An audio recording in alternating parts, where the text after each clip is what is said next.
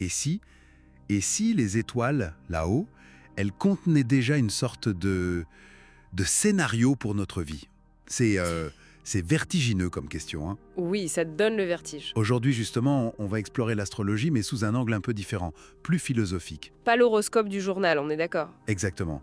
Plutôt ce système très ancien et son lien possible avec les grandes questions du destin, de la fatalité même. Mhm. On s'appuie pour ça sur une discussion assez profonde entre astrologues qui justement réfléchissent à leur pratique. Oui, à la philosophie derrière tout ça. Voilà. L'astrologie suggère une forme de prédétermination. Et ce que ça changerait, notre façon de voir la vie, le libre arbitre, tout ça. D'accord. Alors, allons-y. Les sources qu'on a, elles insistent beaucoup sur l'origine de l'astrologie hellénistique, donc grecque et romaine antique. Oui, Pour eux, c'était clairement un outil pour étudier le destin. L'idée de base, c'était que la carte du ciel, au moment précis de la naissance, eh bien, elle contenait des infos clés. Des infos sur quoi exactement? Sur le futur? Oui, sur le déroulement de la vie, la qualité de l'existence à venir, c'est ça qui est central. Ah oui, quand même. L'implication, elle est assez radicale, non? Ben oui, Si ce principe est juste, ça voudrait dire qu'une partie de notre chemin, elle serait déjà un peu esquissée? c'est ça. Et ça nous éloigne beaucoup de l'idée d'un univers purement matériel ou juste gouverné par le hasard. D'accord. Absolument. D'ailleurs, le simple fait pour un astrologue d'observer des corrélations possibles, hein, entre les planètes et ce qui se passe sur Terre, Mhm. ben, pour eux, ça suggère déjà qu'il y a un ordre caché. Une espèce de structure invisible, vous voyez? Oui, je vois. Une structure qui donnerait peut-être un sens, une direction à l'univers. C'est un peu l'idée. Ça ouvre cette perspective-là. La différence qu'on fait souvent entre fatalité et destinée. Ah oui, c'est vrai. La fatalité, on la voit souvent comme négative, pesante, alors que la destinée, ça sonne plus porteur, plus positif. C'est juste une question de comment on voit les choses. C'est une très bonne question. Peut-être que ce sont juste deux facettes de la même pièce. C'est-à-dire un chemin qui serait déjà un peu là, mais qui contiendrait à la fois les épreuves, les difficultés, mais aussi les joies, les réussites. D'accord. Un peu comme... Ça fait écho en fait à des philosophies anciennes, non? Le stoïcisme, ou même le bouddhisme. Oui, l'idée d'interconnexion. Voilà l'idée qu'on fait partie d'un grand tout, d'une immense chaîne de causes et d'effets, et nos vies s'insèrent là-dedans. Et ces astrologues, ils vont jusqu'à dire que leur discipline a un côté presque empirique, plus que juste une croyance. Oui, ils insistent là-dessus. Ils opposent ça à une foi religieuse pure, disons. Pourquoi? Parce qu'ils disent se baser sur l'observation répétée, l'observation de correspondance entre les mouvements du ciel et les événements ici sur Terre. Hmm. Et pour eux, cette observation, c'est pas juste technique. C'est aussi une source d'émerveillement, de sens. Ah, intéressant. Donc l'attrait, ce serait moins la prédiction pure. moins la prédiction que la possibilité de trouver, oui, du sens, de l'ordre, dans un cosmos que, bon, la science moderne décrit souvent comme assez froid, aléatoire, indifférent. C'est une sorte de contre-proposition au matérialisme, alors. Exactement.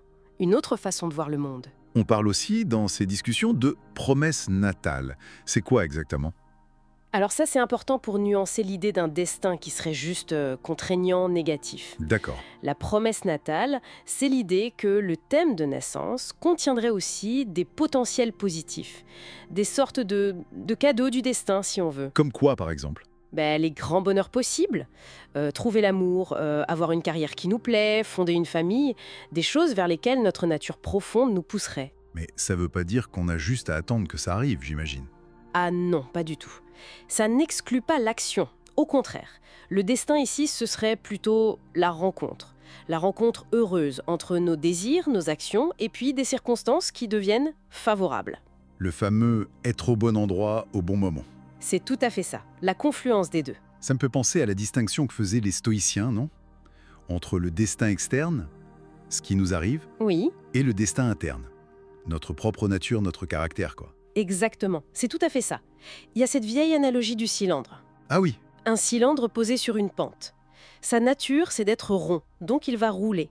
C'est sa nature interne qui le fait agir d'une certaine façon face à la situation externe, la pente. d'accord, je vois. Donc nos actions, nos choix, ils découleraient en partie de qui on est au fond. En grande partie, oui. Notre nature interne influence comment on réagit, comment on navigue le destin externe. Et l'astrologie, elle prétend pouvoir cartographier ça, cette interaction? Certaines techniques, oui. Par exemple, le zodiacal releasing. C'est une vieille méthode pour calculer des périodes de vie spécifiques. Mhm. Et elle essayerait justement de modéliser ça. Comment notre volonté, qui vient de notre nature, rencontre les circonstances extérieures au fil du temps. C'est fascinant. L'idée sous-jacente, c'est que même nos choix, ils feraient partie du tableau général. C'est un peu ça, oui. Que nos choix eux-mêmes découlent de notre nature, qui elle-même fait partie de ce destin global.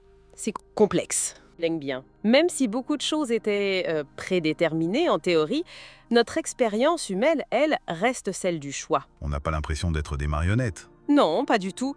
Et puis, il faut être humble. L'astrologie, comme le rappellent ces astrologues, ça fonctionne avec des symboles. C'est pas une science exacte. Non. L'interprétation humaine, elle est faillible. On ne peut jamais être sûr à 100% de ce qui va arriver avant que ça n'arrive.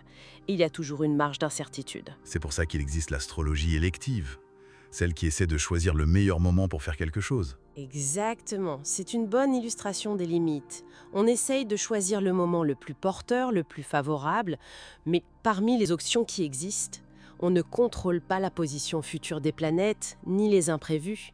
On travaille avec le cadre, on ne le crée pas. Donc, au final, il y a une part d'acceptation nécessaire. Accepter ce qu'on ne contrôle pas. Oui, et c'était même un des buts apparemment pour certains astrologues de l'Antiquité. Ah bon? Utiliser l'astrologie pour mieux comprendre son sort, sa part de destin, et du coup pouvoir l'accepter avec plus de sérénité, avec équanimité comme on dit. D'accord. Donc pour résumer, si on regarde l'astrologie par ce bout de la lorgnette philosophique, Oui. elle se présente un peu comme un miroir possible du destin. Mais un miroir qui nuance la simple idée de fatalité. C'est ça. Elle explore cette interaction très complexe entre ce qui semble tracé d'avance et nos choix, nos marges de manœuvre, tout en admettant qu'on ne sait pas tout, loin de là. Ce qui nous laisse avec une dernière question, peut-être, une question pour la route. Si notre rôle est en partie écrit, comme dans une pièce de théâtre, comment est-ce qu'on choisit de le jouer au mieux? La vraie liberté, au fond, est-ce que c'est d'accepter intelligemment ce qui est, ou de lutter sans cesse contre ces fils invisibles du destin? Vaste question. À méditer.